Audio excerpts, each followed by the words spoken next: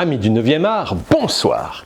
C'est l'été, les vacances, le soleil et la mer. L'Espagne est une destination de prédilection pour nombre de Belges et de Français. Mais comme vous le savez certainement, l'Espagne n'est pas seulement le pays de la corrida et des churros. C'est également un vivier foisonnant de talents dans le domaine de la bande dessinée. J'ai été contacté en début d'année par un éditeur espagnol, les éditions Serendipia. Ce dernier m'a proposé d'éditer en français une série d'actions de très belle facture, dont le premier tome est déjà paru chez nos amis les Ibères. La campagne de financement du tome 2 vient de s'achever avec succès sur la plateforme espagnole Verkami et je vous propose donc de découvrir cette série dans la langue de Molière. Amateurs de tapas et de sangria, agitez votre muleta. Aujourd'hui, on va parler de Gadiro, ambassadeur de l'Atlantide.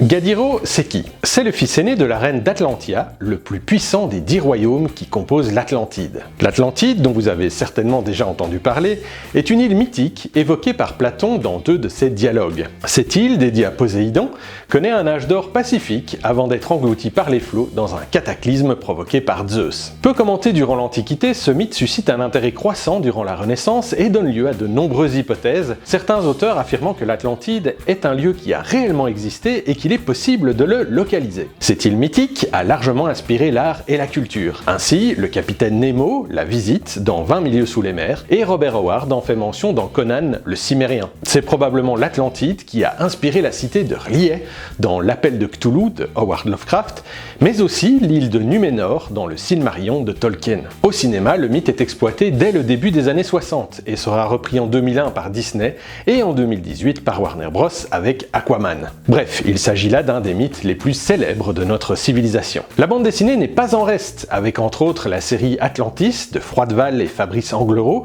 ou la série Atlantide Terre engloutie de Marco Sanseri. Je vous reparlerai d'ailleurs de cet auteur très bientôt puisque j'ai signé 2 nouvelles séries avec lui, la première débarquant sur Ulule pas plus tard qu'en septembre prochain. L'originalité de Gadiro réside dans son changement de point de vue. En effet, on ne suit pas la trace d'explorateurs tentant de localiser les ruines de cette civilisation disparue. La série nous conte l'histoire de l'Atlantide à son apogée en se concentrant sur ses intrigues politiques et les querelles entre les différents royaumes, un peu à la manière d'un Game of Thrones. C'est une série bourrée d'action et de personnages hauts en couleur qui s'adresse à un public très large et qui devrait plaire à tous les amateurs de romans d'aventure. À la réalisation, le scénariste Manuel Vega, également auteur en français de la série Astrid Audace et les rois de Thulé. Le premier tome de Gadiro a été dessiné par le brésilien Fabiano Neves, mais c'est bien un espagnol, Adrián Garcia, qui reprend la série avec ce tome 2, alors que Thiago Barça, un autre brésilien, reste le coloriste attitré de la série. Les éditions Calopsia sont donc fiers de vous proposer cette réédition du tome 1